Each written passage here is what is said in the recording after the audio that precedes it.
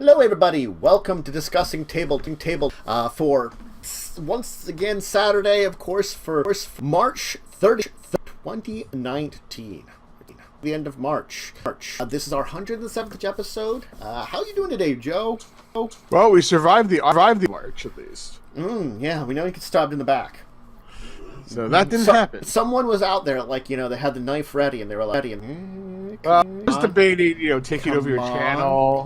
But I decided to do it. You're not. I could be. You could be, but you have chosen so far not so far. Yeah, I've chosen not to be so far. You can be my Mark Anthony. I don't know how this is going. As long as you're like Cleopatra, that's no, fine. No. I'm the Jew. I'm the Jew in this case. That was the only thing in my head. I'm like, don't be my Cleopatra. Why would there be a Brutus? I don't know. Maybe he's watching in the corner. Maybe he's watching in the corner. He could be. That's true. Anyway, so back already. Today we have an interesting to go over. First off, we're going to dive to Pathfinder Player's Companion, Golarion. I just feel like it seems like an odd of release that they've put it that way. Star Trek Conflick in the Nrutral, which is really they wanted to make a deck-based Star Trek game because man. But I never get into the whole games because they're just a pain to. We talk Someone's gonna flick it somewhere and find it. Just. Yep. That sounds about right. No, that sounds about right. That'll be the discussion. Then the Elephant and MAcaw banner RPG. That's a G of a name. The player's guide for the East. There's a free event night on the town for the Genesys Droid RPG by PG Flight. So the free adventure there, and then we'll finish off by talking about Abomination, Frankenstein by Plaid Hat Games, which is coming out soon. Yes, master. And of course, that our regular that we always have each week, as long as we have something about our deeper discussion, which we do have a game to talk about. Kickstarter Corner, where we throw out some starters. Our Week in Tabletop, where we talk about what the hell we did this week while doing tabletop, and Consult the Table, where you can ask us questions. Let's start, of course, with Pathfinder Player Companion Heroes of Golarion. Now, this was one that, I saw it, and the thing is, the odd thing about this, I feel like when they call it of Golarion, you're gonna be quick, but the descriptions that they give, I don't feel like it fits. Yeah, I was expecting before I started reading I was expecting maybe a certain maybe 20 plus 20, above 20 stuff, or maybe certain actual hero examples. Yeah, but it's or something, but it's more just add-on material.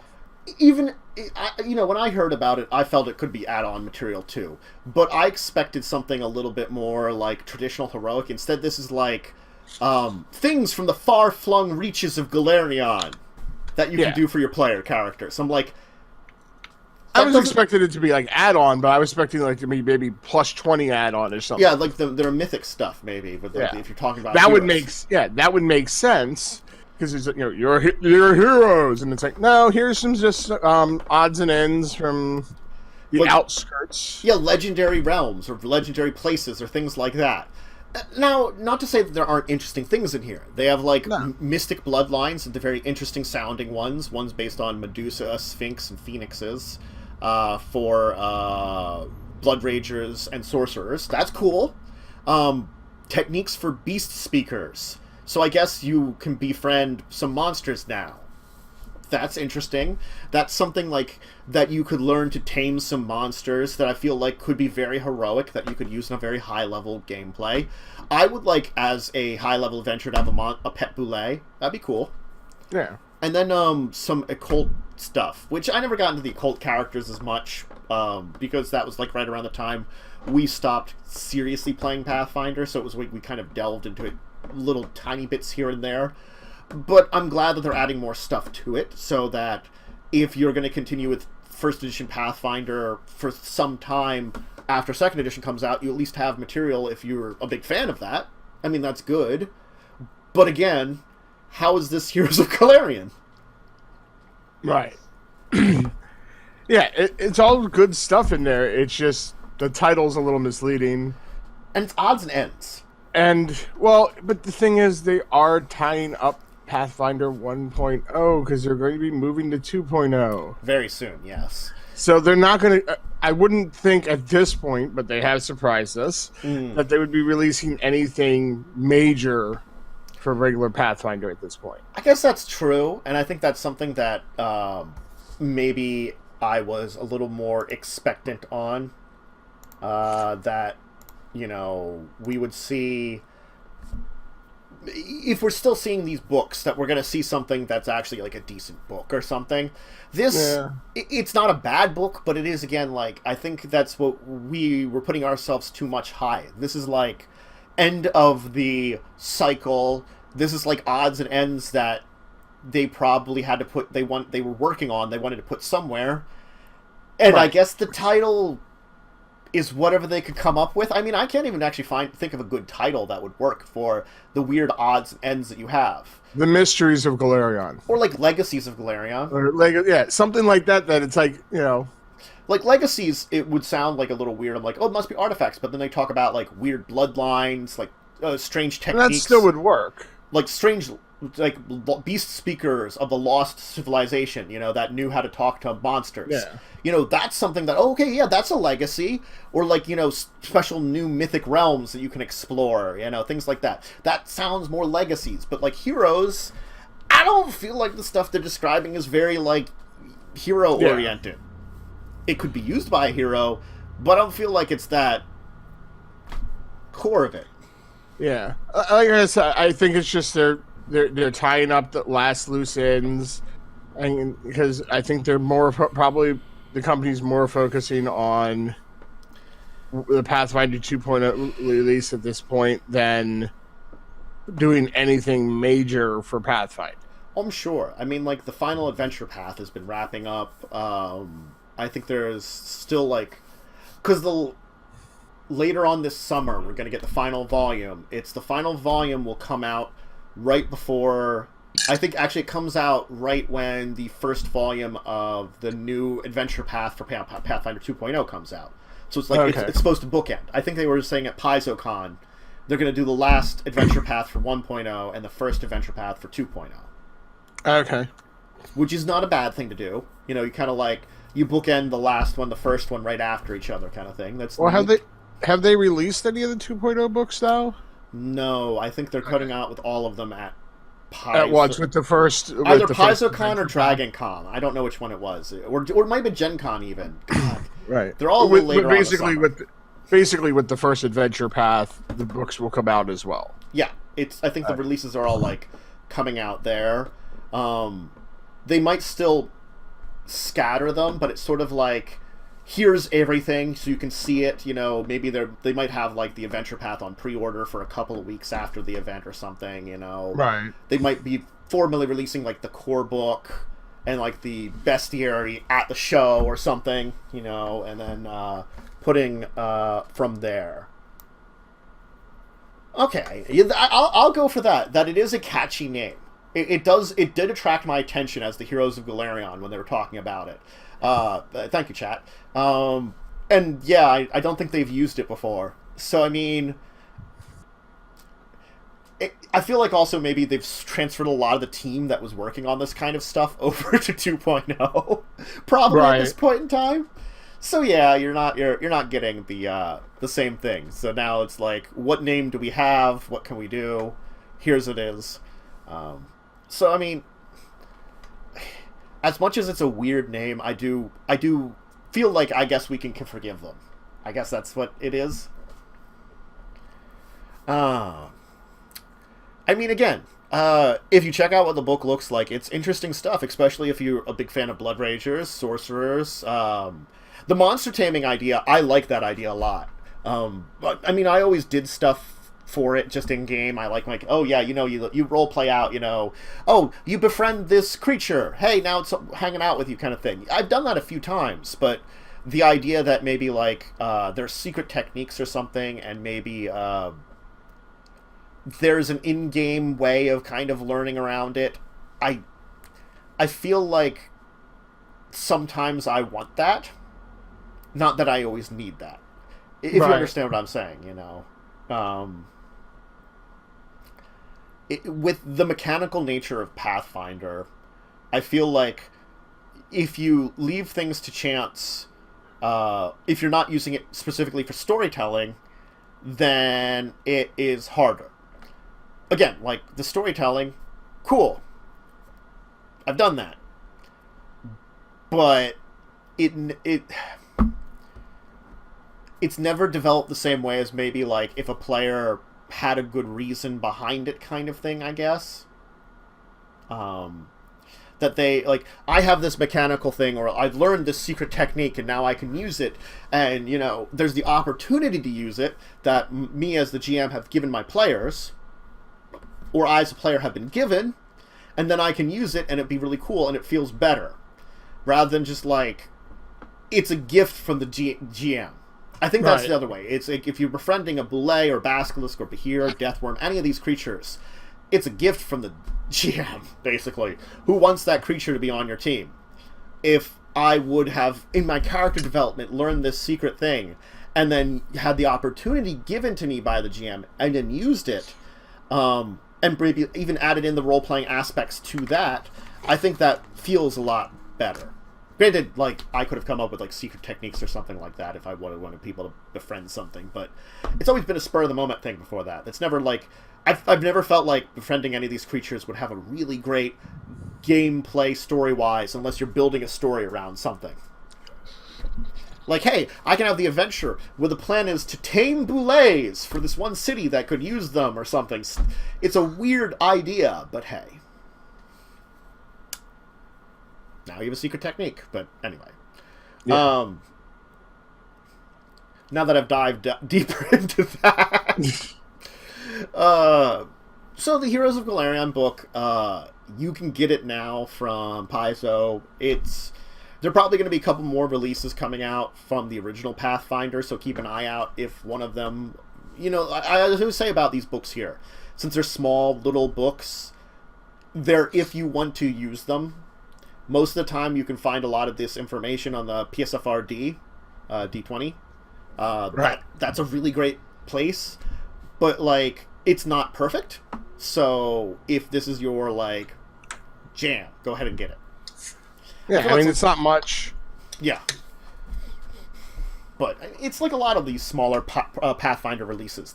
If it's something up your wheelhouse, great. If it's not, skip it. Right. Yeah. Alright, I think that's all about the Player's Companion of Golarion that we want to hang on about.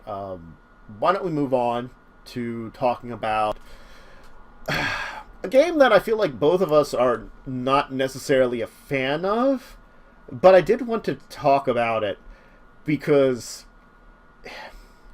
it's Star Trek Conflick in the Neutral Zone. So, Wizkids has been pretty good on the like Star Trek property games, I feel like. They've done some interesting ones. But the thing is, Wizkids does these dexterity games, too. And I think they decided to combine them. And, I mean... It's a flicking game for 2 to 4 players. Where you're either Klingons or Federation, battling for control of the neutral zone and dilithium crystals. So it's original series. Because you're going against the Klingons and the Klingon neutral zone, not the Romulan neutral zone, which is an entirely different thing, because Star Trek nerd. And you have to get 10 command points, and all players have an equal number of turns. The number of command points required at the end of the game can adjust to make the game shorter or longer.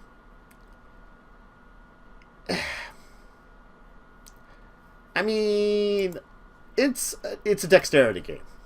You're flicking discs to do things. Yeah, I've never been a huge fan of that. I always worry when something like that you're going to lose pieces. And also, it's like controlling your flick. Now, granted, you can practice and learn how to control your level of flicking, but it is also like it's adding something physical into a game, and like there's levels of the physical stuff which I think is not necessarily bad, but then there's other ones that I feel like are unnecessary. Like this game is probably simpler because it has the flicking mechanic. But I feel like the concept behind it would have been cooler with a more complex game and no flicking. Yeah. I would have been more interested in it. Granted, I'm sure there are people that love these dexterity games out there. The only problem I feel like is dexterity games, I feel like always tend to be a little bit more family friendly. And this is 14 plus. For ages. That's not family friendly as much. So, I haven't changed the image, because of course I haven't. Yeah. I'll do that. Give me a second here. Oh, hey, that actually... Bad Tantus. Bad. No Tantus treats for you. It's good enough. It's good enough. I could adjust it more, but it's fine enough. No Tantus treats for you. Look, it's been a busy day. I took a walk with my niece, and she's a crazy kid, and, it was very nice. It was much nicer than I thought it would have been. So... it was a good day. Getting back to Conflict in the Neutral Zone. Conflick. God. I keep wanting to call it Conflict, because then it sounds better. I know it's the, like, silly, like, words of it, but still. Yes. It's 20-minute gameplay. It's a $40 game, but of course it's got, like, 26 discs, 26 cards, crystal tokens, asteroid cubes, rules, and the map board. So it does provide a decent amount of stuff that it's giving you, and the little, like, tokens are interesting. I don't think they're so small that they're not some, like energy cubes and stuff like that of various games where you're like, where the hell did all these go? Yeah, it's just, like I said, I always worry about people flicking, and then and then it gets under something, you're trying to find it, and... Yeah, it just takes one person to get angry and just go thwunk, and it's gone. Because emotion comes through. Or hit it just in the wrong way, too, and you don't realize that you hit it that hard, and it's like, boom. And that it's gone. And part of the game is you're trying to knock your opponent's pieces off the board. Yeah. So you could also just end up hitting hard, and then fling the piece that you're hitting out in the middle of nowhere. Oh, yeah, no. I think that's the basics of why... the main reason why we dislike dexterity games. And I know. I think the other reason I have to say about it is it's a physical activity, and I don't necessarily trust my physical abilities. I don't. Right. I don't know if I would be perfect for doing that. Maybe I'll be okay in flicking it, but I never trust my physical capabilities. I'm a person that is working on the computer a lot. You are too. My exercise. I would be worried that I'd flick way too hard, and just launch everything off the board. Well, I was thinking more for control. Oh yeah. And that's the thing is control is linked directly to flicking way off the board. If I don't have control, I can easily go thunk, and it can go woo and be gone. Exactly. So. And again, the game itself, like, I feel like the concept, again, as I said, the concept, I feel like it would be better without flicking. Yeah. It seems like it would have been a cooler idea. The idea of the game, I have no problem with. No, the idea, the concept of the game, even the flicking mechanic and how you're supposed to be doing it, I don't think I could complain completely about. If you just read the basics here, they don't have the rules up yet, but if you read the basics that they describe on it, it's a fine game. The Star Trek skin, I don't think it's as good because the mechanics don't pertain to it. A lot of times, you can say, like, we did the Galactic Enterprises game by Wizkids, and we liked that a lot. It was a very complex game. It showed off. It was basically an economics game because it's supposed to be like DS9 Ferengi, that you're like either Ferengi or businessman traveling through DS9, trading with the Gamma Quadrant. That was an interesting concept. You could take the show and the mechanics of it, because you had like a very mercantile way of doing things, felt like they matched what was going on. Again, like the basics of the game, if you really look at it, there were some very simplistic things in the game, the basic core concept, and then they expanded materials that way, and I liked that a lot. This one, I could throw another skin on top of it. It would be the exact same game. Call it something completely different. And it doesn't need Star Trek. I feel like that's the thing. Is there's just something missing from that. But I don't know. Maybe they could do something. Like if they do like a, I don't know how you do like a expansion on a dexterity game though. But I feel like add more space. Maybe if they'd done it a little differently, maybe it could have worked more in my brain, Right. I don't know. And maybe, like, there's something in the rules that we're missing just from the way they're describing it that works better and makes it feel more Star Trek-y. But just the description they're giving, I don't feel it. So, I don't know. If someone would, like, want me to test it out, I probably wouldn't be against testing it out. I'm never really against testing out a board game unless it's something that'll take me 4 hours, because you ain't getting me for that long.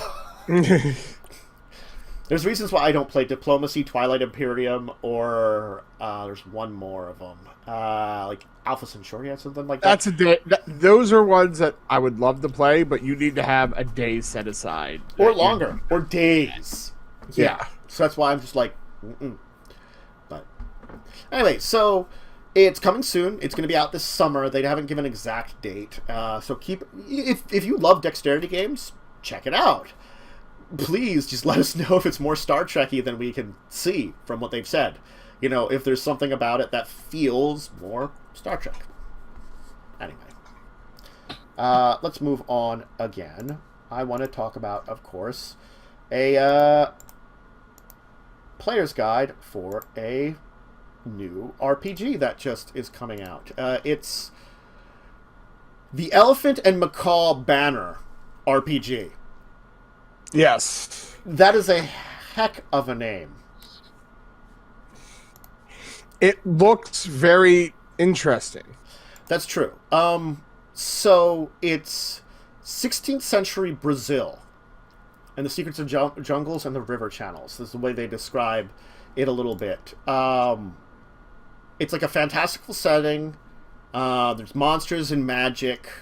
The complete game is going to be later. This is a pay-for-you-want preview that gives you the first chapter of the full rulebook as a preview.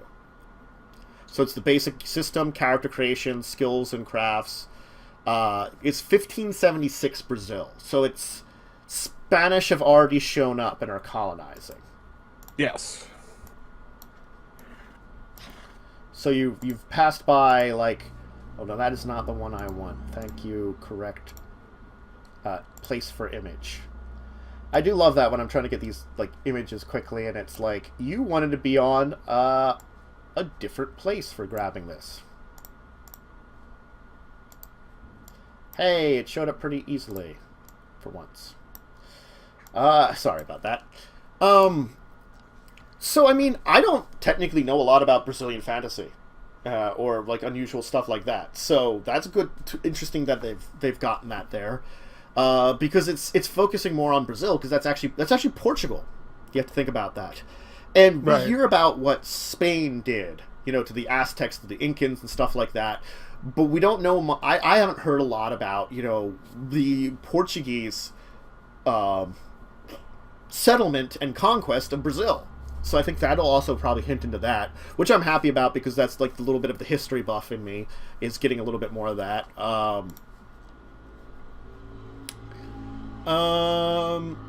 Yeah, I mean, you can get the PDF through Drive-Thru RPG. So yes, yeah, it's definitely an interesting time period that you don't really see. Yeah. Yeah, no, I definitely agree on that one. We see a lot more of things in other places, definitely in comparison to this. Let me just quickly download this. If through RPG, because now didn't have a chance on this computer here.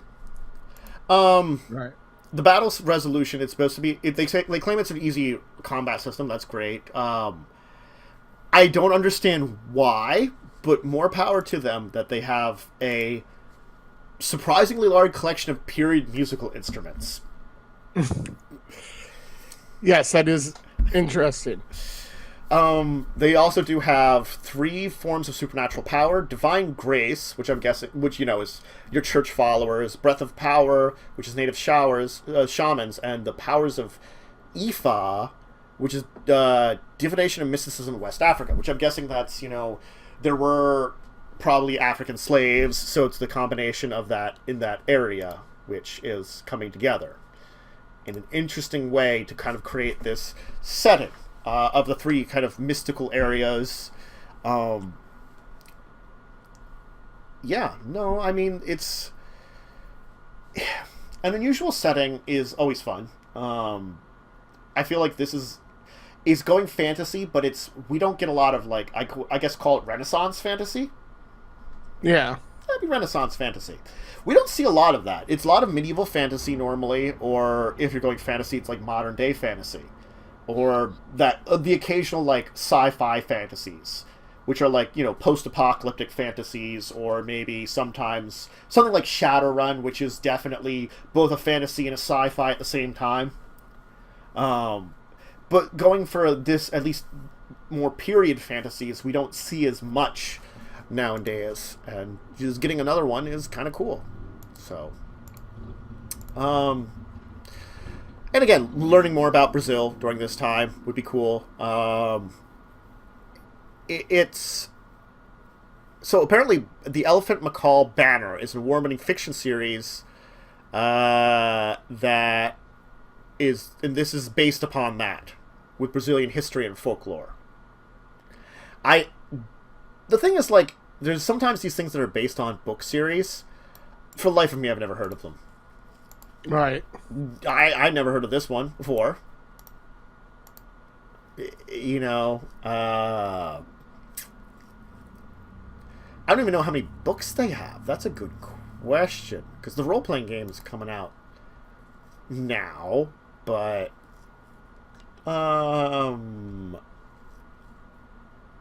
might just be one? I don't know. But regardless, they have at least the one and maybe some more books, because apparently the author has some other material though. So, but anyway, I don't know much else because, like, I was trying to get the book up here in Drive-Thru-RPG quickly up here because it was, I do my research on a different computer, so this one is not downloading very quickly. So that doesn't help for talking about it at all. Cooperation from a computer system would be wonderful. And Drive-Thru-RPG is not cooperating with me right now. Of course. If you want, I can try. It's fine. It's fine. We can kind of move on. Because it's just the player's guide and this is not the full release, maybe we can talk about it again and use the player's guide as a reference when the full release actually comes out. Possibly. So, we can worry about it then. But, oh, I did manage to get it then by going about a weird way. But, we'll worry about that another time. Maybe that's actually something to do in the future, to check it out more. So, let's move on, though, because we've got a couple more topics. Let's talk about a free adventure from Fantasy Flight. It wasn't Fantasy Flight that did it before. I think we were talking about it a little while ago, how there was a free adventure that was being offered. I don't know if it was Fantasy Flight or not, but I know that we were discussing the fact that it's very interesting that we're beginning to see this a little bit more. I think it was someone else that was offering a free adventure. And I think that, it's an interesting advertisement for stuff. And especially if you make a free adventure that maybe pertains to a core adventure that's going on. So, the thing is, like, I didn't realize that they had come out with, I knew of their Genesys role-playing system that Fantasy Flight had put out. I knew a little bit about it. It was kind of interesting. I didn't know they did an Android Netrunner RPG thing for it at all. Right. Yeah, like, I completely missed it. And so, like, they call it Android's Shadow of the Beanstalk, which I'm not even sure what the heck that is. Yeah, I haven't seen that one before. Because the Shadow of the Beanstalk adventure for Genesys, it's Night on the Town is what they put out. It's like, I somehow missed this, It's like, okay, I found Shadows of the Beanstalk, at least. Clicking around here. Yeah, the thing is, like, it's Android Shadows of the Beanstalk, which is, like, such a weird name that I can understand... Oh, yeah, here it is. ...missing it. Because it's in the Android Netrunner universe. So, the Android Netrunner is, like, a weird system that... I can't... It mimics a lot of stuff from Shadowrun. But that... Oh. But Shadowrun mimics that from some of the, like, old cyberpunk stuff of... Cyberpunk. Not Cyberpunk, because that game system came out around the same time. The book that came out, Neuromancer, is it? I think so. The one that Johnny Mnemonic was based on, too. Right. And it's the same kind of concept. There's a lot of these concepts that have, like, gone through it's the cyberpunk genre, Yeah. And so it's a card game based upon that, and we played it. It was and now fun. which we thought was just play off of Shadowrun's net running. It felt a lot like that. Yeah, and now there's a role-playing game based off the card game that seemed like it was it's weird. The thing is, it was very hard to tell where the exact king came from, because it was very close to the, like, the Matrix hacking of Shadowrun. And it was kind of focused on a lot of stuff that was very similar to that. And the thing is, I'm not sure where the origins of that were, so that could have very been, like, something similar in Neuromancer. I have to remember there was, like, a hacking thing in, like, Johnny Mnemonic too. That movie I haven't seen in forever. I'd say see it once. It's an interesting, especially if you're a fan of cyberpunk. It's a good movie that way.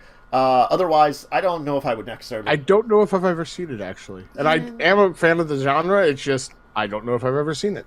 It's a role that Keanu Reeves can do because he's playing, like, a person who traded his memories for a job, basically. Yeah. That's all I have way to say describe is, it. Dude. Exactly. So, yeah, it's, the thing is, because it's Android, and that's something that's not even mentioned in the card game, is there are supposed to be intelligent androids out there, too. Why the hell would I have known that? The card game is all about hacking a corporation. Right. That's the problem is, and I think we've only experienced one portion of the entire set of things. It's like Legend of the Five Rings. There's the old CCG. I think there was an old RPG, and then there's the new semi-CCG, the semi-CCG card game, and then the new RPG now. Isn't there a board game too? There probably is a board game that they're putting out with, because Fantasy Flight. I don't know if it was. Or am I thinking or am I thinking that? Or wasn't there, like, a board/card game thingy that we talked about? Or am I thinking there could have been for Legends of Five Rings? There's a lot of material out for it, but it's like it's expanded their universe, and it's not just one thing. And I know when I looked into Android that there was more stuff from it, but the problem is, unlike Legend of the Five Rings, I never knew much about it, unfortunately. Right. And so it's cool that they now have a book in their own Genesys system that is giving out all this information on it, the Shadows of the Beanstalk. And now we can see that now that they have that, also we have a free adventure, I guess. And the thing is, they can just download it. They have the click download here. I clicked on it, and I got a 35-page adventure right away, right off the top of my head. They got some pre-made playable characters. I think you have to download the playable characters, maybe, separately. I'll have to... Yeah, let me see here. Here, yeah, they do have a entire thing for downloading the characters separately, with like sheets and stuff that you can use. So they make it that you can test it out pretty well. I don't know if there's enough of a quick start on any kind of things like the Genesys system or the Shadows of the Beanstalk book itself to know how to test it out without actually having the book. It might be that this is like somewhere in between. You know, you have a free adventure. You still might need the core book because you don't know the full rules. You have example characters so you can still test it out. And it might be a good way to introduce not only new players to the entire system of Genesys, might it be just new players in general. Well, the Android universe, they have Android, The World Changed, Crime Did Not, Android Fiction, Android Mainframe, New Angels, and Worlds of Android in their product line. Let's just go Android. Okay, that's the board. That's a board game that's actually different than the card game we have. Yeah. No, the thing is, which I didn't even realize because the unfortunate thing of the way things were spread out at it. Apparently, they ran the first part. This is like part 2 of something. The first part was run at PAX Unplugged. Well, technically, it was run at Gen Con too, but it had it end at PAX Unplugged. Ah. I wouldn't have known that. That's like one of those little weird things. Like, wow, you had that there, and they had things separate out in a weird way. I think we never went into one area of it because, for whatever reason, I never went there too. Well, we didn't go to the one where they were doing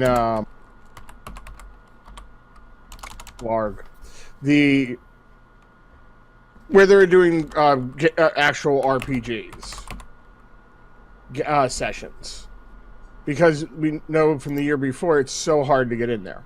That's true. And also, the only thing is, like, for me, I was only there one day. Yeah. And to really do anything in there, you're pretty much giving up a day that you're at the convention. Not that that's a bad thing. Yeah, no. But you are giving up your entire day really to go, do a session there, which is fine, but I didn't really want to give up an entire day. No. Since I was only there once. Yeah, no. I think that's the problem is like, they're saying that was the first part, and I'm like thinking to myself, I'm like, it's nice that you have a sequel to that, but how many of us actually were at Gen Con or at PAX Unplugged that actually had a chance to try out your happy hour? Now, maybe it can be played on its own. Great if it can. But it also makes me think about, like, how close it is, because it's a 2-part adventure. And I don't see anything for, like, downloading that. I'm curious. Right. Maybe you can find it, but I don't just see it easily right now. Or I don't have a very easy way to find it. I don't know.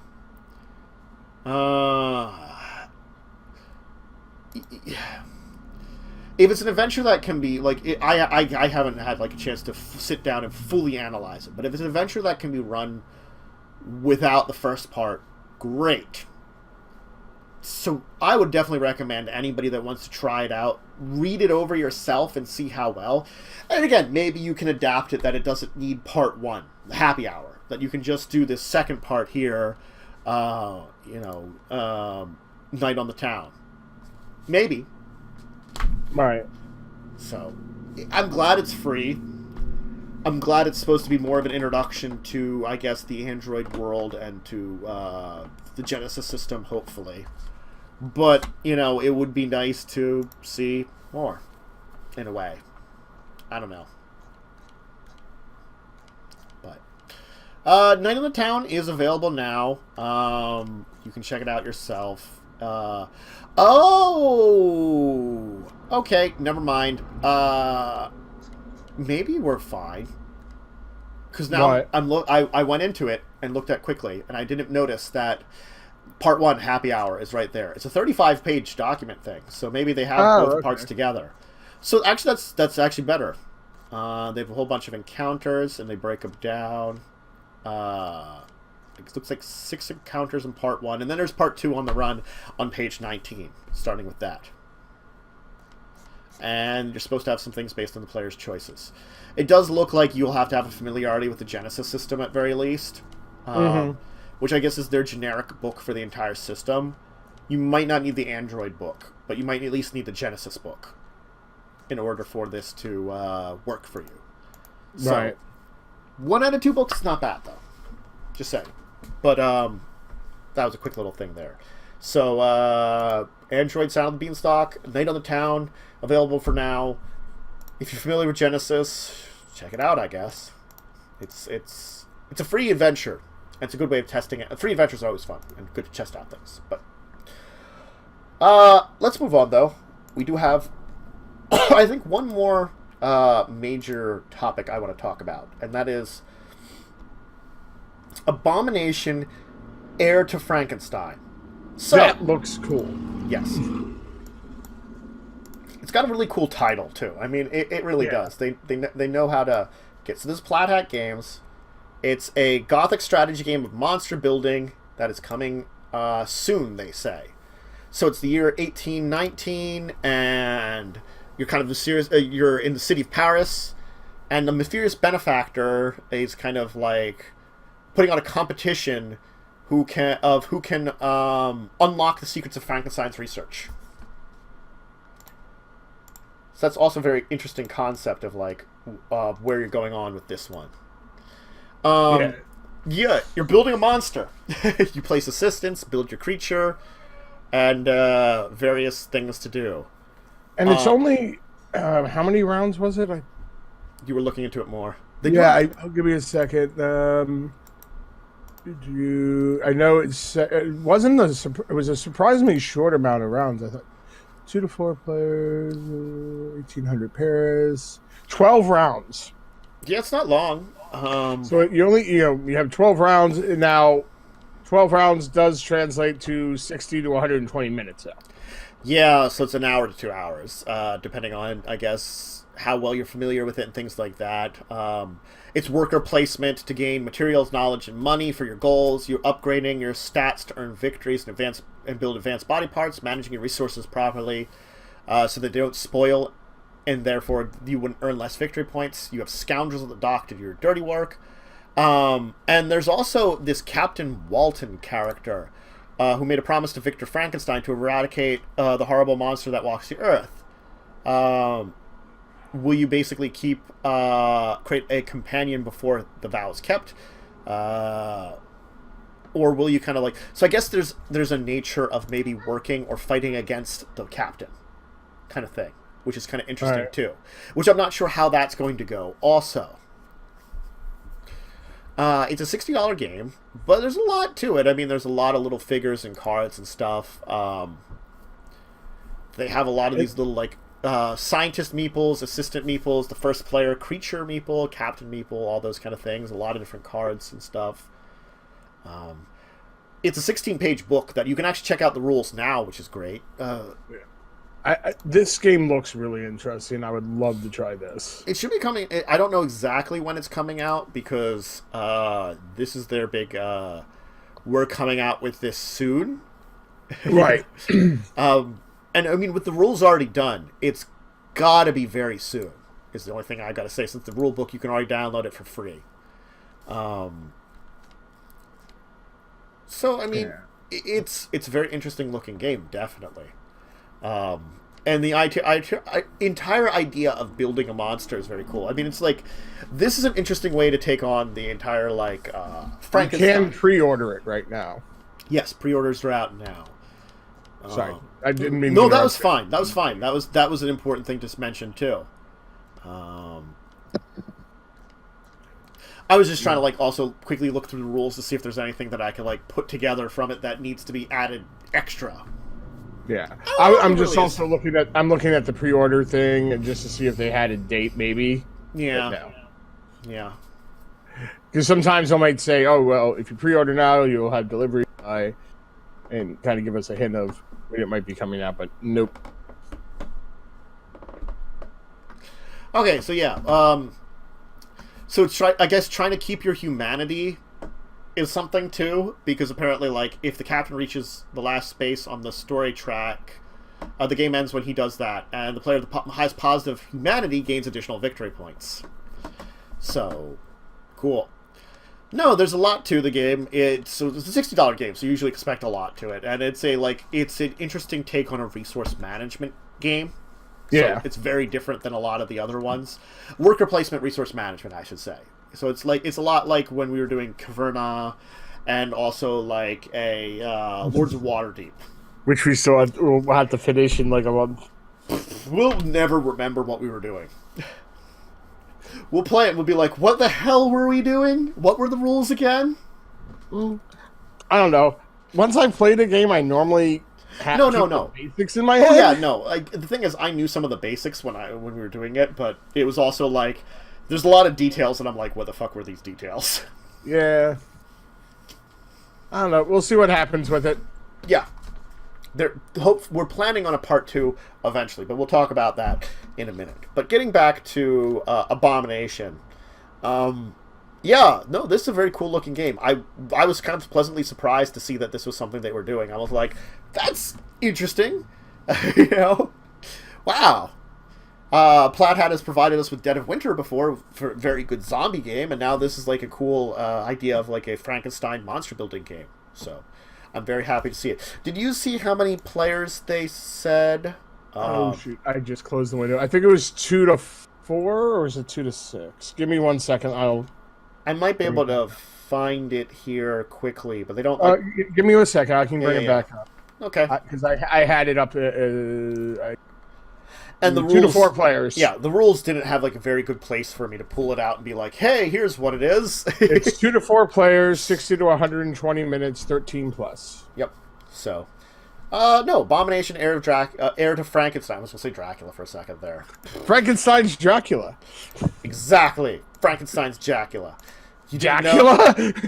Dracula. No, you said Frankenstein's Dracula. Oh. Yeah, oh baby, oh baby, oh baby, oh baby. Stop doing that to Frankenstein, please. Anyway, let's... That's Mrs. Frankenstein, Bride of Frankenstein's job. I'm not going to get into this. I was going to ask something, but I thought about it, and I'm like, no, I'm not going to ask the question, because it's an awful question, and we shouldn't go this direction. So let's move on, instead, to our regular segments, because we have a number of regular segments that we do here on the show, as we talk about each week, to show off. And let's start with our deeper discussion, where we basically review stuff, where we have a chance to play new games and dive deep into them and talk about them in a more analytical way, oftentimes by being supplied by copies of games from people. And this week, we have a game that I have to thank Atlas Games for providing for us, a new one that's coming out soon, so we got a chance to try it out last week after we talked about it on the show. It is God's Forge, right here. This is the review copy they sent me. It's a very interesting game, I'm going to say. It's all about attacking the player on your left and defending from the player on your right. It's an easy way of talking about it. You have a certain amount of health that you have to maintain. You have a certain size hand. You can basically play 1 card a turn unless a card allows you to play extra cards. It will say you can play an extra card. Right. And you have to roll dice to determine what you can play. Yes. Each card has a different value on it, And those values pertain to either certain dice or dice combinations. Like, one of them might say you need to roll a 3, 4, and a 5 in order to play this card, so you would have to roll a 3, 4, and 5. 1s are wild cards, and 6s can be used to provide a bonus in another way. Technically, there are numbers that you have to get higher than 6, and then you can use a combination of dice for them. There's a lot of, like, there's cards that you can play for one-off spells, or cards that you can play in front of you. The cards that play in front of you are the ones that normally provide the most defense and defending bonus and offensive bonus. And some of them have ongoing effects. Others of them have effects that you can trigger by paying a cost. There's a... What was the material called again? I'm bad. Oh, the stones. I could look it up because I've got the box right here. I can't remember. It was something stone, and I can't remember what it was. Veilstones. Veilstone, thank you. Veilstones were like a wild card kind of thing that normally what you did with them was pay to activate special abilities on cards. You could also use them to influence dice a little bit. So if you needed to move a dice 1 or 2, or like one number up or down, you could use a Veilstone to do that, and you could use multiple Veilstones to move it like 2 or up or down also. So if you needed a particular number, you could get it if you really needed to. Every turn, it consisted of everybody choosing what card, rolling the dice, and then after you rolled the dice, you chose what card to play. Everybody put it face down at the same time. Everybody then flipped it over. Any revealed effects happen. Like if it's a spell, it might go off right away. If it's something you're putting in play, it might have an effect right away. It might have effect later on also. Like I had the card that I put out that gave me an extra dice each turn, which really helped a lot. Which was that weird thing of like some people might have wanted to target that one, but I had other stuff also that was common. I got lucky with a lot of good things early, I think I have to say, which put me in a very good position. Because I did end up winning that one. Yeah. And then each turn, you attack and defend, and it's to the person to your left. And these all go on at the same time, so if your attack has an effect on another player, that happens technically at the same time as you're getting attacked. 3 of us were playing. So you add up your attack value and your defense value, and you compare it to each person on each side. The attack on the left to see how much damage you're dealing them, the defense on the right to see how much damage you're absorbing from that person. So, again, it's a very interesting game. There are ways of healing, ways of having extra cards in hand, which does help. I don't think the extra cards in hand was that great. It was okay. You do have the option of discarding cards at the start of your turn if you don't feel like your hand is good and you want to draw replacements, so you aren't stuck with a bad hand if you have it. So yeah, and that's basically the basic game overview. They do call all the like combination, either the dice numbers or the combination numbers, very interesting things. They've got names for them. Right. Like for when using cards, it's either you have to like have like a 2, 3, 4, 5. You have to have combinations of numbers that add up together, or you have to have sets of them. Like if you have 2 of a kind, or was it 3 in a row, odds, 2 evens, or 4 of a kind. Right, or a combination thereof, or sometimes it has to add up to it. Yeah. 1 is the wild element, so if you roll 1s, you can use it as a number. There's a lot of things you could use it for. You can use it as a number, you could use it to get a Veilstone. You can use it as a 6 when you're adding up to higher numbers. Yeah, 1s are awesome. Yeah. And then 6s are either used to add up to higher numbers, or you can trade them for Veilstones. That's why 1s you could trade for Veilstones, because you could count as a 6. Right. Other than that, the game was pretty simple. Like when we got a hold of it, I mean, certain ones you had to use a Veilstone to play them. Other ones you could play a Veilstone either when it's revealed for a bonus or at different points in time. Like we had a bunch of ones that you could use Veilstones to get extra defenses on. Those were great. The sacrifice mechanic was actually really cool when we figured out that when it says sacrifice, you don't have to sacrifice the card that says it. You have to sacrifice a card that you placed in front of you. So that means you could fuel it with something, but it also meant it was a much harder choice about what you want to get rid of, because there's oftentimes a lot of great stuff that you would have. Yeah. gameplay was great. It is partial luck, partial strategy, Yes. like a lot of any card game really is. Yeah. The only critique I can really give was the life tracker. Oh yeah, I can. Black and gold is not a great combination for really being able to see it. Right now, we have this nice bright light from my computer screen, so people can see it pretty well, right? Yeah, think of it like back like this, where we're not getting shine, and then try reading it from a little bit of distance. Shine helps.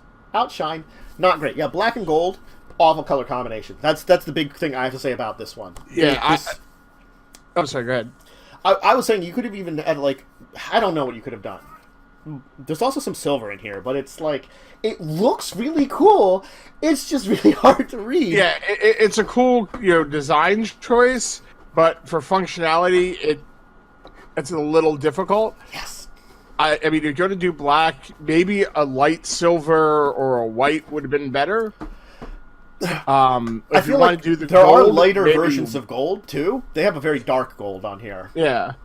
Or if you want to do gold, do like a white background where it's going to stand out better. Yeah. The color combinations, it again, looks cool, it just doesn't fit. I mean, like, I think there's supposed to be, like, more of a storyline to the entire setup of the game, too. But we didn't really dive deep into it. It's all about, like, I guess, Ethereum and power, and we're trying to get control of this God's Forge and fighting for it. Where we can craft creations and spells and use them to fight each other until one of us is the true controller of the God's Forge. Yeah, it's a simple kind of concept. It's not like anything deep to dive in, but some of these games here, they just have a simple kind of like, here's the basic storyline we're kind of establishing with this, and that's fine one. Right. Gameplay felt balanced. I mean, there's a lot of luck to it. There's some strategy, like what cards you're playing, but the cards you draw and the dice you roll mean a hell of a lot to this. Those are the two things that can make a huge difference. Definitely. Yeah, I definitely agree with that. Like, I got lucky a couple times. I think 2 turns in a row, I got the hardest combination in the game for 2 different spells, which was really great for me.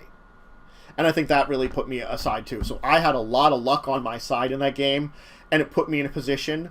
I was still worried because our one friend had built up an insane attack power. So it was really hard to defend against that. And then I top-decked the, like, plus 15 defense for a turn, which saved my ass. Right. It allowed you to kill him, because then I could finish you off, kind of thing, Yeah. So, yeah. There's a lot of luck involved in this game. Yeah, and, like, for me, most of the game, I had no defense. I had a decent amount of attack, but I had no defense cards for the longest time. And you almost need, like, a balance between them. Yeah, so it was just like, oh, I'm going to get beat up a bunch. But early on, I was getting a decent amount of Veilstones, and I had a special card that allowed me to trade 3 Veilstones for 6 health. So, like, I can take getting beaten up until I stop getting Veilstones that often, and then I'm like, crap, I can't keep getting beat up now. What was saving me, because I didn't also have a lot of defenses, I got one creature that allows you to heal when you attacked, and then one of my big tier spells was steal a creature from our other friend that we were playing with. And he had one of the same things, that when there was an attack, you gained health. So now I attacked, and I gained like 6 health each time. So I could take 6 damage from him and not care. And so that was because it's happening at the same time. And I was like, that's keeping me going. And I think I could have paid Veilstones to like heal 2 more or something, but yeah, I rarely did. Because for a while there, until he started getting a lot of attack, I was in pretty good shape. He had a lot of defense. He had decent defense, but not a lot of attack for the longest time. And then he switched around. Well, I destroyed his defense. Yeah. And then opened him up to you more, and then he went straight on attack, which wasn't necessarily a bad strategy. He got up that he was like doing like 20 damage a turn. And that's a lot. When we start at 25 health, that was a lot. And the max is 30? Yeah. No, he was crushing it. He had a lot of power there. Yeah, so it was definitely we got to a point in time where we could have maybe like almost tied or something weird like that, Yeah, we were close to doing that, I think, at one point. Yeah, and I think you went out one turn before the end of the game. Yeah. Yeah. I managed to defeat you, and then it was me versus him, and I did something to, like, get rid of one of his big creatures, so he barely couldn't do me enough damage to kill me then. Yeah. And so that was the end game for it. So he went to, like, I think I went down to, like, 1 or something. And then he was at, like, -4 or something at that point in time, and it was just enough. But no, it was a fun game. I would love to play it more. I definitely can highly recommend checking out Godforge, especially if you like the little things that has a lot of luck to it. And it does have an interesting... I guess they called it the Yahtzee dynamic because you're trying to get certain sets of numbers on the dice, and you do get a couple of rerolls. Technically it's rerolling individual dice, but rather than rerolling chunks of dice. But still, God's Forge is fun. I would highly recommend it. I think we had a great time with it. We'd want to play it some more. If you play in an area with enough lighting, you probably won't have to worry about the coloration. But if you're playing in a room that's a little darker, like we did, worry about the goddamn coloration. At least have one person close by to actually, like, read the numbers on this thing. Yeah. So, other than that, the game worked well and fine. So, God's Forge. Yeah, it was a lot of fun. Yep. Thanks once again for Atlas for allowing us a chance to check it out here and review it for you. And just, we highly recommend checking it out. Let's move on, though, to our next segment that we normally have. It is our Kickstarter Corner, where we support a Kickstarter that's out there. Joe, do you have one for us today? I actually have 2 I want to mention, but if you want to go first, go ahead. I'm bringing up a couple things right now. I actually had 2 I kind of wanted to mention. I think I want to talk about the one more, just because I find it a more interesting concept. So, the first one I wanted to mention is... Savage Worlds, for that game system, if you know any about it, there is up on Kickstarter a Wise Guys Vegas Mafia setting for it. So it's kind of cool. I mean, okay. I think we've talked about, like, mafias and stuff and, like, some crime games before, but I don't think we've ever really talked about, like, like the Vegas kind of mafia RPG. It's a Savage Worlds RPG, so now you can be, like... a criminal in that area. I guess that's the easiest way of saying it. You're a criminal in the era of... what would be described as the era of? The Rat Pack. Oh, yeah. Rat Pack. Okay. I'm forgetting all the names, but it is funded. So I would say check it out. But the other one I really want to talk about is an interesting one because it's one that I am not quite a fan for, but I like what they are doing with this book. So, and I think this is in The Contagion Chronicle is a compendium of chronicle hooks, storytellers, living storytelling that presents all the Chronicle of Darkness games in the entire line under one story. This is something I think is really cool. Now, I would love them to do this for World of Darkness, but even seeing them do it for Chronicle of Darkness makes me happy about this, because this is like, you could have groups with like vampires, werewolves, mages, mummies, all those together, and in new, unique ways. And you might even be able to adapt some of this to World of Darkness too, just because they're talking about it. Because Chronicles of Darkness came out 2004. It was basically a adaptation in a way of World of Darkness, and it was New World of Darkness, and then it became Chronicles of Darkness because everybody was really confused, and then they could push back and also have the original World of Darkness coming out at the same time and cause your brain to explode. You're welcome. That was White Wolf for you. Do White Wolf. Yeah. So then 15 years after that, though, Chronicles of Darkness is still flourishing. It's got second edition. And I think the second edition started in like 2013 was like the first start of the putting together the second edition. And it's still been going up until now.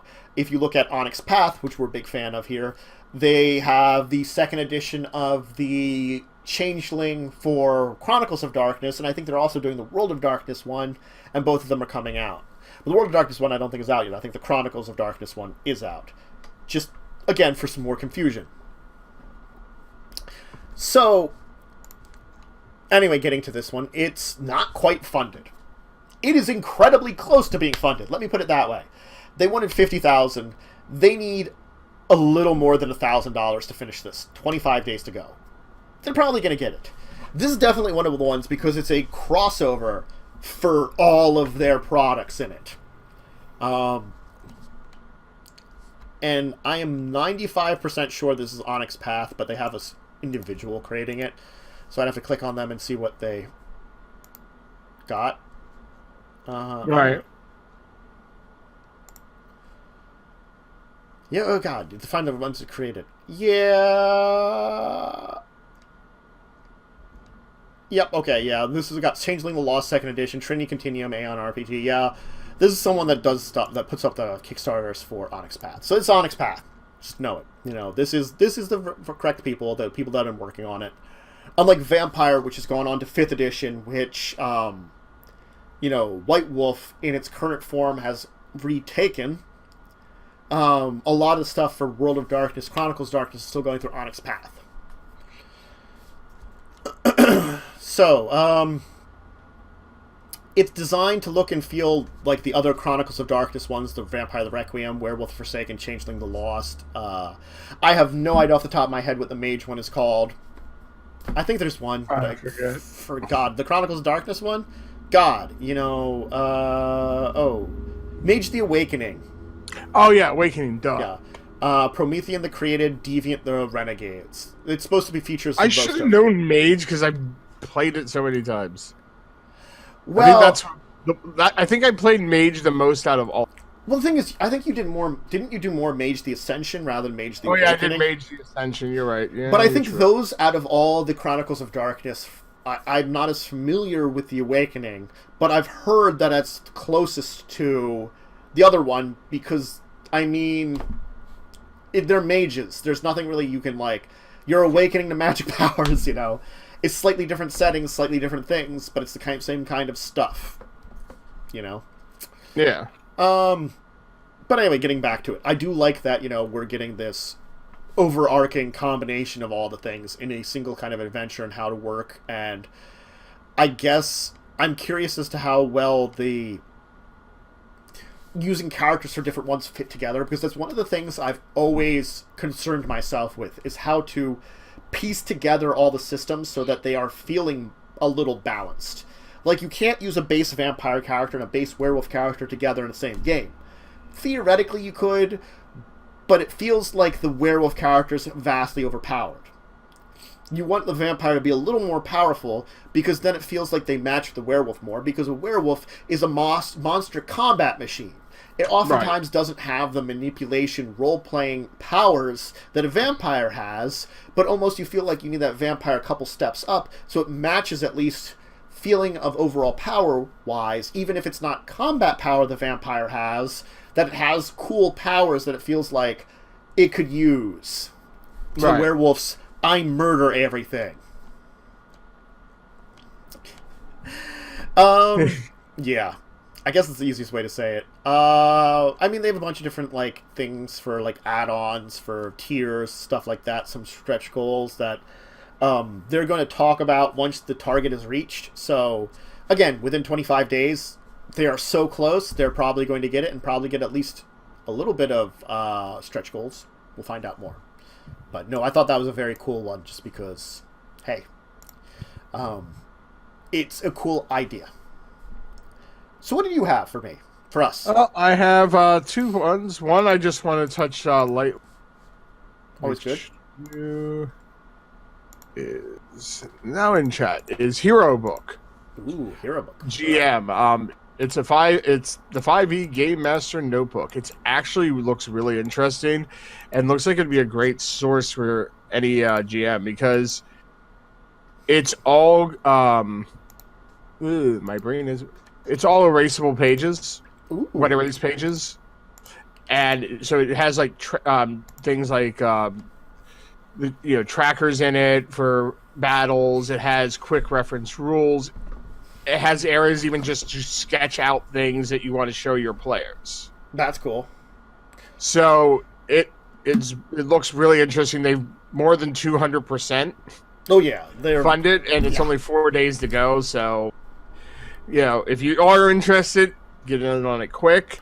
The only downside I would say is shipping's not going to start till next year. They estimate March of 2020 they will begin shipping.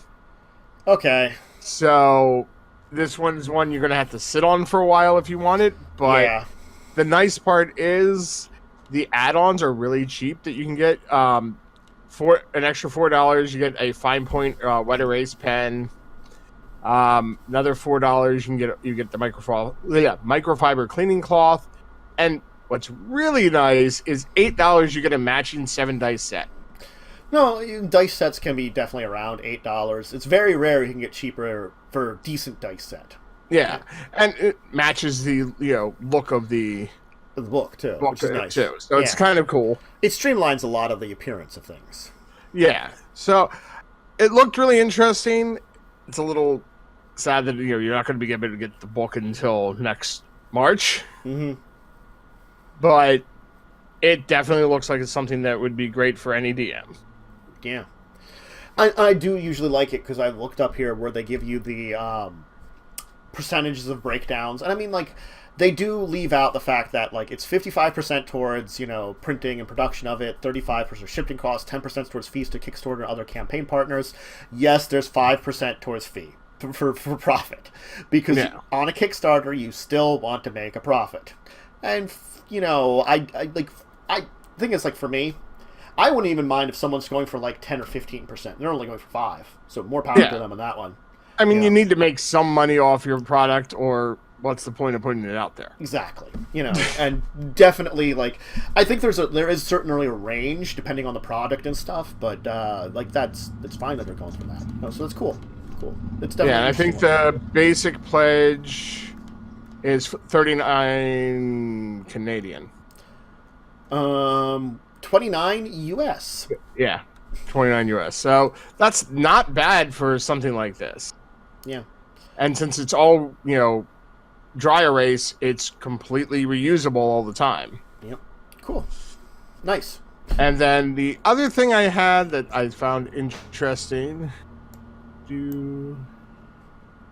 is Suburb-Punk System Agnostic Role-Playing Setting Book. Okay. It just the artwork alone kind of stood out to me. It has like a Saved by the Bell logo. But so I was thinking, okay, this is going to for the artwork. I was thinking, okay, this is going to be like 80s, 90s RPG. Yeah, they're saying it's a 90s post-apocalyptic setting book and game accessories for the light RPG by Frog Knight Games. Okay. Yeah. So it's supposed to be an RPG that you can pick up and just go with. It's not very rule heavy. It's something easy to do and try. Yeah. So I just wanted to give a shout out to it. I always think those kind of RPGs definitely have a place, especially for getting new gamers involved in gaming. When it's something that's, 5th edition is great because it is more streamlined. Yeah. But you still do have to kind of pick up on the rules. Where something like this, it's even lighter on the rules. So it's, someone who isn't quite sure they're into gaming and wants to test it in the waters. I think this is an easy way to do it. Yeah. Definitely. So that's why I wanted to give a shout out to them. They have met goal. Their goal was only 750. They're at 909. And they only have 35 hours left to go. So they are not long before they are going to need, if you want to give a support for it. You've got like a couple of days here.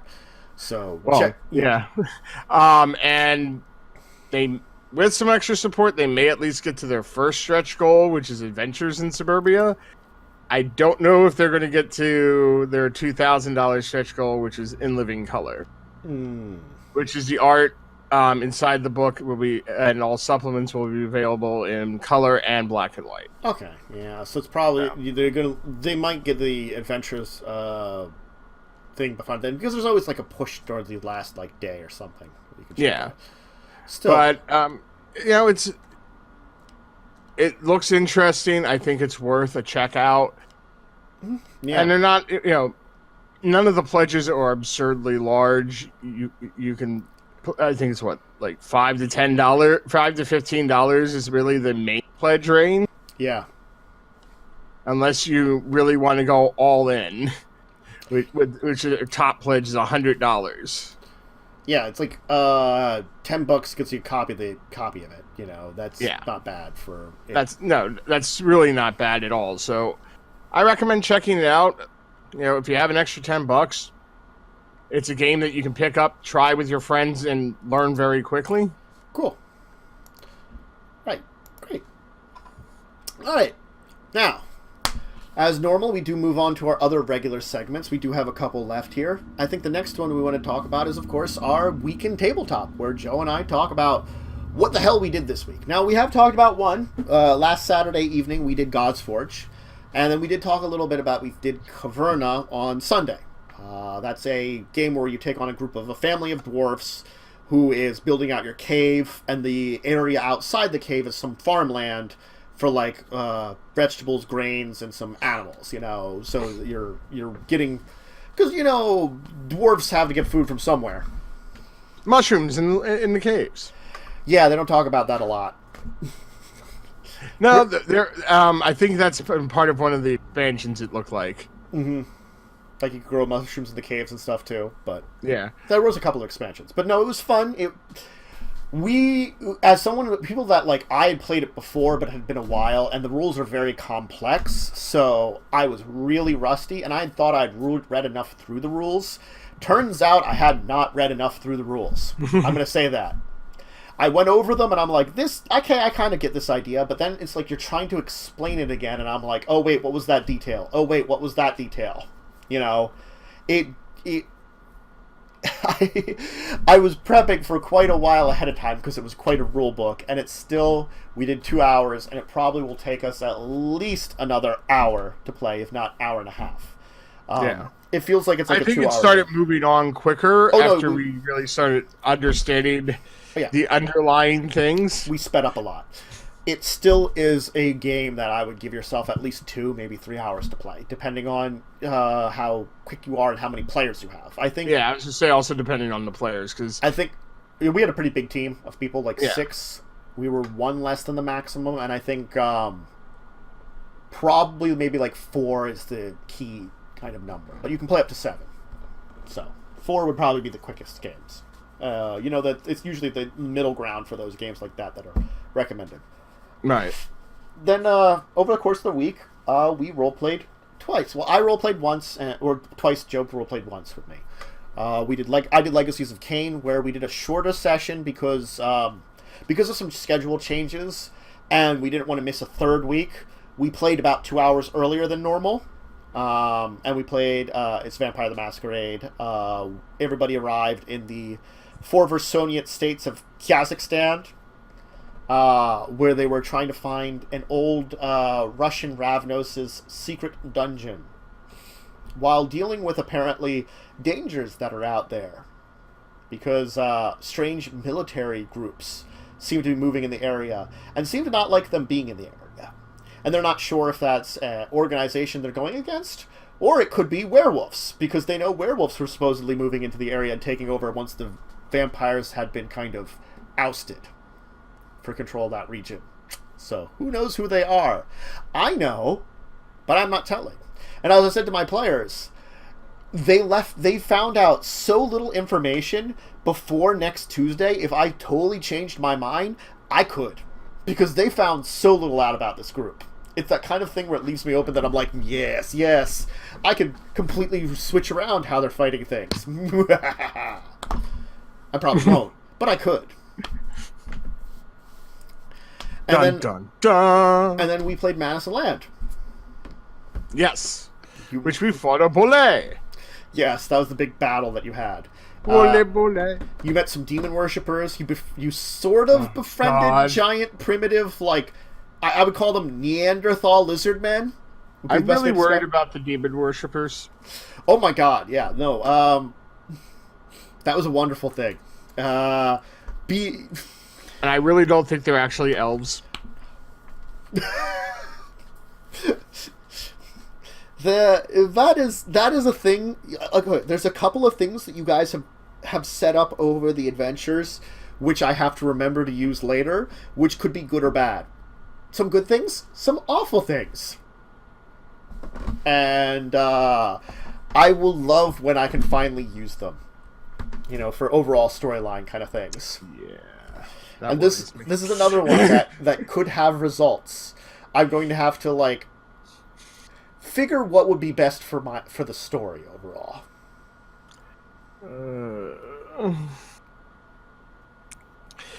And we found out another kind of land. Yep.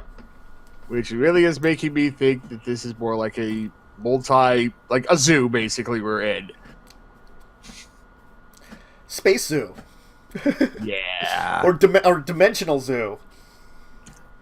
I think we're on some kid's desk. And he just keeps the light on above. He just never turns the lamp above our cage off. I like this better now. That would be perfect, like, if I did that kind of thing. But no, that's a little too weird and meta for, like, a D&D game. For, like, an entire overarching, like, heroic story to end up in that one. Yeah, no, that'd be a little too much. But it'd be hilarious. Okay. For some science project, you know. No, you ended up going in an interesting direction, which I'm totally fine with, because you're going to an area which was on the map, but you didn't need to go to, because you only heard about, like, one area, really, that you needed to go to. And then you're going to a place that is an interesting place that I felt like everybody will try to go to, the tower in the center of the place. So, it's very interesting how you're going about this entire thing, and I like it. So, I'm happy about that. It's an interesting exploration you're going to have next time. And we'll see how it goes. Definitely. But, so, all these things, Sundays at Tabletop will be, of course, well, you know, the schedule's down below. I think that should be correct with Sundays at Tabletop, at least, and the 2 role-playing games, now that I think about that. Those times are correct down below on my schedule. The gaming streams are the only ones that are a little inaccurate. But Legacies of Kain, Madness of the Land, and Sundays at the Tabletop, all correct times right now. So, did you do any other tabletop stuff without me? No. Okay. I wanted to check just to make sure. You never know. You might have done Once in the blue moon, I might play something online with someone, and it doesn't involve you, but yeah, and you want to not talk very about often. Yeah.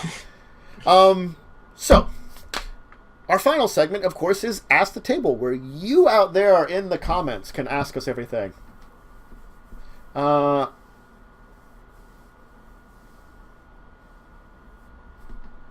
Okay. Yeah. If you have any kind of questions related to tabletop, ask us. RPG questions, anything that you think that, if you're asking here directly, we'll answer it here. You know, anything related to CCGs, like Magic and stuff, or board games. Or if there's any other kind of normal, nerdy question you really want to ask us, shoot us. Here's a great place to do it. You can also do it on YouTube comments. You can comment on any of these because I do highlight them on Twitch, so you can comment on them there. My Discord, which is linked below, you can check it out there. You can also do either of our Twitters. Our @ are correct Twitter @ here. Or there is an email if you really felt like emailing us at discussingtabletop@yahoo.com. But, we're good for it. So, I think that's it for today. Yeah, I think that covers everything. Sure. Thanks, Joe, once again for joining me. It's always a great pleasure to have you here. Yep. As always, it's always good to be here. Yep. Thanks to everybody out there who joined us today in the chat, who was just lurking around and or participated a little bit. Please enjoy the rest of your day. We'll be back next week. We're on schedule for showing up same time, same place, 2 p.m. Eastern Standard Time for more Discussing Tabletop, where there'll be plenty of new things to talk about. I mean, I'm highly anticipating a bunch of different things coming out. So, you know, the Pathfinder 2.0, talking more about that. The new Magic set, I want to talk more about that. So there's plenty of stuff, but we have to learn more first. If you're looking for more tabletop, tomorrow, 8 p.m. Eastern Standard Time, the two of us, at very least, and some bunch of other people will be playing some tabletop games for Sunday's Tabletop. I will be back tomorrow, probably around noon, for streaming a game, at very least. There's a couple of bonus streams that might be happening. One might be happening today, and I'm not sure exactly the timing. And that's the best I can say at this one. Check out my Discord or Twitter for announcements on that. The normal one will probably be my time at Portia again. I've been playing a crap ton of that, and I'll probably add in some more stuff to the schedule next week, but I wanted to kind of go this first week of just playing through it, because I've enjoyed it a lot. But, yeah, that should be it for today. It's not a question, though. Comment is not a question. You need to write...